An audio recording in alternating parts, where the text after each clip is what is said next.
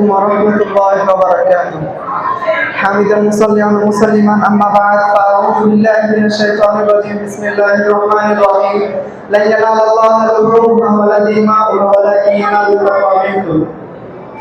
وقال النبي صلى الله عليه وسلم الأضاحي هي سنة أبيكم إبراهيم. প্রিয় উপস্থিতি, যখন ঈদুল আজহার আনন্দ আমাদের অন্তরে বিরাজমান, সেই আনন্দকে আরো দ্বিগুণ করতে প্রতিযোগিতামূলক অনুষ্ঠান সেমিনারের সম্মানিত সভাপতি এবং সুদক্ষ পরিচালক, আমার সামনে উপবিষ্ট বাংলার দূর দূরান্ত থেকে আগত এলিম পিপাসু ছাত্র ভাইয়েরা, সকলকে জানাই আমার অন্তরস্থল থেকে শুভেচ্ছা। প্রিয় উপস্থিতি, আজকে আমার বিষয় উন্মুক্ত রাখা হয়েছে দুটি বিষয়। তার মধ্যে আমি আমার বিষয়কে নির্বাচিত করেছি কোরবানির ইতিহাস, গুরুত্ব এবং তার ফজিলত সম্পর্কে। আল্লাহ তাআলার উপর ভরসা রেখে উক্ত বিষয়ের উপর কিঞ্চিত পরিমাণ আলোচনা করব। আমার তৌফিক ইল্লাল্লাহ।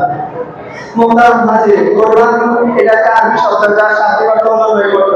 পরিভাষায় কোরবানি বলা হয় নির্দিষ্ট সময়ে নির্দিষ্ট নিয়মে নিজের প্রিয় বস্তুটাকে আল্লাহ তাআলার জন্য উৎসর্গ করা। প্রিয় উপস্থিতি, চলুন জেনে নেই কোরবানির ইতিহাস সম্পর্কে। কোরবানির ইতিহাস জানতে হলে আমাদেরকে দৃষ্টিপাত করতে হবে হযরত আদম আলাইহিস সালামের জামানা থেকে। অর্থাৎ সর্বপ্রথম কোরবানি করেছিল হযরত আদম আলাইহিস সালামের দুই পুত্র হাবিল এবং কাবিল। তবে তাদের কোরবানির ধারা ছিল ভিন্ন। অর্থাৎ কোরবানির বস্তুটাকে পাহাড়ে রেখে আসা হতো এবং যার কোরবানির কবুলতা আল্লাহ তাআলার পক্ষ থেকে আগুন এসে সেটাকে ধ্বংস করে দিত। মুহতারাম হাজিরিন, এই ধারায় বর্ণিত হয়ে চলে আস্তে আস্তে হযরত ইব্রাহিম আলাইহিস সালামের ধারায় এসে পরিণত হয় কোরবানির নিয়ম। হযরত ইব্রাহিম আলাইহিস সালামকে আল্লাহ রাব্বুল আলামিন নির্দেশ দিলেন তার প্রিয় বস্তু তথা ইসমাঈল আলাইহিস সালামকে কুরবান করার জন্য। হযরত ইব্রাহিম আলাইহিস সালাম তার সন্তানকে বললেন, ইয়া আবাতি ইয়া বুনাইয়া ইন্নী আরা ফিল মানামি আন্নী আযবাহুকা ফানজুর মাযা তারা। হে আমার পুত্র, আমি তোমাকে কুরবানি করার নির্দেশ হয়েছে, এখন তোমার এ ব্যাপারে মত কি? তখন ইসমাঈল আলাইহিস সালাম একনিষ্ঠতার সাথে উত্তর দিয়েছিলেন, ইয়া আবাতি ফাআল মা তুমার। হে আমার পিতা, আপনাকে যা নির্দেশ দেওয়া হয়েছে আপনি তাই পালন করুন। মুহতারাম হাজিরিন, আল্লাহ রাব্বুল আলামিন তাদের পিতা পুত্রী এই একনিষ্ঠতা দেখে আল্লাহ রাব্বুল আলামিন এত খুশি হয়ে যান যে হযরত ইসমাঈল আলাইহিস সালামের স্থানে আল্লাহ রাব্বুল আলামিন জিবরাইল আলাইহিস সালামের মাধ্যমে একটি দুম্বা পাঠিয়ে দেন। মুহতারাম হাজিরিন, সেই ধারায় বর্ণিত হয়ে আসছে আজকে আমাদের এই কুরবানি। এবার চলুন জেনে নেই কুরবানির ফজিলত সম্পর্কে। কুরবানির ফজিলত সম্পর্কে সাহাবায়ে কিরাম রাদিয়াল্লাহু আনহুম রাসূল সাল্লাল্লাহু আলাইহি ওয়াসাল্লামকে জিজ্ঞাসা করেছিলেন, ওমা হাযিহিল আযাহি ইয়া রাসূলুল্লাহ। তখন রাসূল সাল্লাল্লাহু আলাইহি ওয়াসাল্লাম বলেছিলেন, সুন্নাত আবিকুম ইব্রাহিম। অতঃপর সাহাবায়ে কেরাম জিজ্ঞেস করিলেন, ফামালানা ফিহা ইয়া রাসূলুল্লাহ, তথা তোমার আমাদের কি উপকার রয়েছে? রাসূল সাল্লাল্লাহু আলাইহি ওয়াসাল্লাম বলেছিলেন, বিকুল্লি শাআরাতিন হাসানাতুন, অর্থাৎ প্রত্যেকটা লুমের বিনিময়ে রয়েছে সওয়াব। মুহতারাম হাজিরিন, এবার চলুন জেনে নেই কুরবানির উদ্দেশ্য সম্পর্কে। মুহতারাম হাজিরিন, কুরবানির উদ্দেশ্য হলো আল্লাহ তাআলার নৈকট্যের উদ্দেশ্যে নিজের প্রিয় বস্তুর সাথে সাথে নিজের ভিতরের অহংকার, অহমিকা এবং নিজের আত্মগৌরবকেও কুরবানি দেওয়া।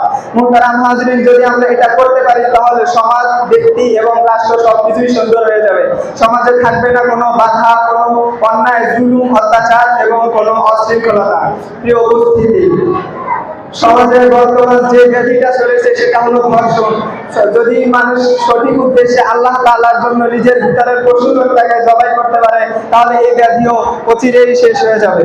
মুহতারাম হাজিরিন, বড় পর্দার এবং আশ্চর্যের বিষয় হলো এই যে বাংলায় কিছু নাস্তিকবাদ যারা কোরবানির বিপক্ষে প্রশ্ন উঠায়, কোরবানিকে বন্ধ করার জন্য পায়তারা চালায়, তাদেরকে সুস্পষ্টভাবে বলে দিতে চায়, যারা কোরবানির বিরুদ্ধে প্রশ্ন উঠাও, আল্লাহ এই বিধানকে, মুসলমানদের এই ঐতিহ্যকে যারা বন্ধ করে দিতে চাও, তাদের প্রতি সুস্পষ্ট ঘোষণা হলো, মুসলমানদের শরীরে এক ফোঁটা রক্ত থাকা পর্যন্ত আল্লাহ এই বিধানকে, মুসলমানদের এই ঐতিহ্যকে তোমরা বন্ধ করতে পারবে না।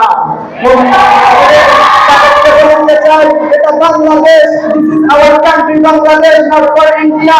এটা ইন্ডিয়া নয় যে যেটা বলবা সেটা বলবা, ইসলামের বিরুদ্ধে বলবা, কোরবানির বিরুদ্ধে বলবা, চুপ করে থাকার জায়গা বাংলাদেশ নয়।